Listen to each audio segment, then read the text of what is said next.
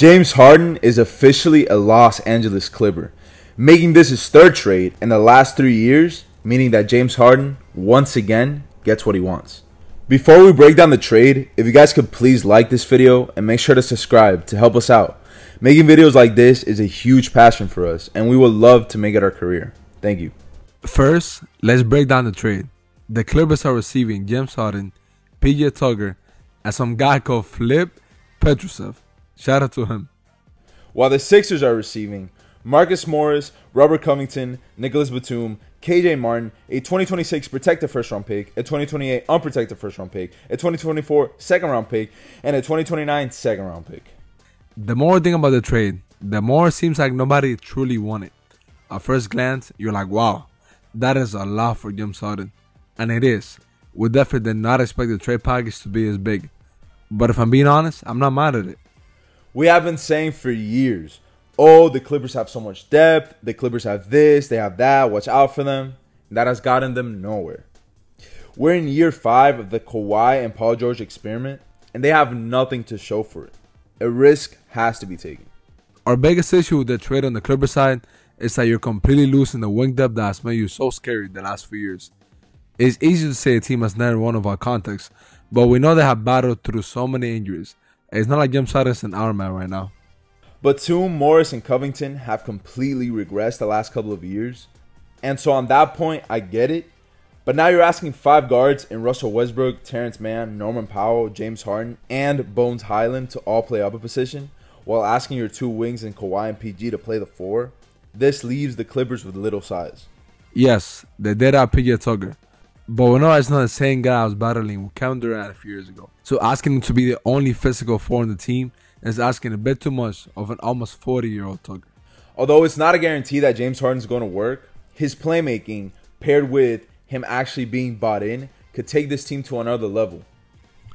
We're very intrigued to see who's going to end up starting, who's going to come off the bench. We expect Westbrook to become a 6th man for them. It just makes the most sense. But you never know. They might start both of them, which would be a bit crazy, but we'll see. At the end of the day, all this means is that the West just got that much more interesting. This is Harden's final chance to end his career on a good note. And if he's able to win a championship, then the bad taste he has left in everyone's mouth these past few years will be taken out. Now on the Sixers side, this was a great return for Harden. Better than most people expected. We already think that the team was pretty solid, with role players such as Kelly Oubre and Patrick Beverley. And now you add a few solid 3-and-D players, plus a young player in KJ Martin. On top of that, they also got a good amount of picks, just in case things don't work out and Embiid asks for a trade. As a Sixers fan, you may feel very underwhelmed, but there's already reports that the Sixers are looking to flip these new players and picks for an all-star player. And the main name that's popping up is Zach LaVine. So we have to be patient before forming a full opinion. To us, a player like Zach LaVine doesn't necessarily move the needle. I think they should aim to get a defensive player like an OG Anunoby. If they can somehow pull out that, that'll put them into serious contending territory. They struggled with point of attack defense, especially with their guards last year. And although they fixed some of their problems with Patrick Beverley and Kelly Oubre, I think having an all-star caliber player that can not only score but defend at a high level will take this team to another level.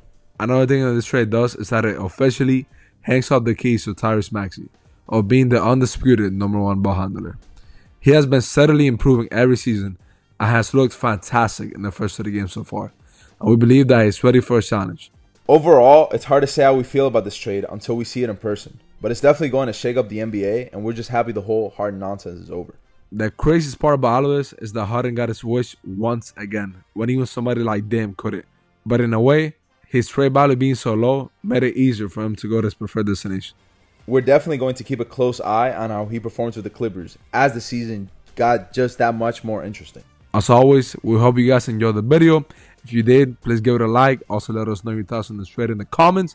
Make sure to subscribe if you haven't already. And as always, peace out. Peace out.